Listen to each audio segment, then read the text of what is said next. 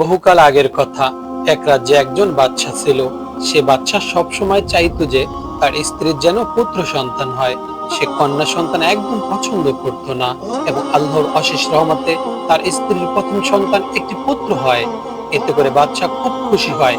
বাদশা সব সময় চাইতো যে তার স্ত্রীর গর্ভে সর্বদাই পুত্র সন্তান হবে, এবং এবং পুত্র সন্তান হওয়ার কারণে তার রাজ্যের দায়ভার তার পুত্রই গ্রহণ করতে পারবে। এর জন্য সে কন্যা সন্তান একেবারেই পছন্দ করত না। বাদশার প্রথম পুত্র সন্তান যখন কিছুটা বড় হয়, তখন বাদশার স্ত্রী আবারও গর্ভধারণ করে। কিন্তু সন্তান জন্ম দেওয়ার সময় এবার আর বাদশা তার স্ত্রীর কাছে থাকতে পারবে না, কেননা এবার সে একটি সফরের উদ্দেশ্যে বের হবে।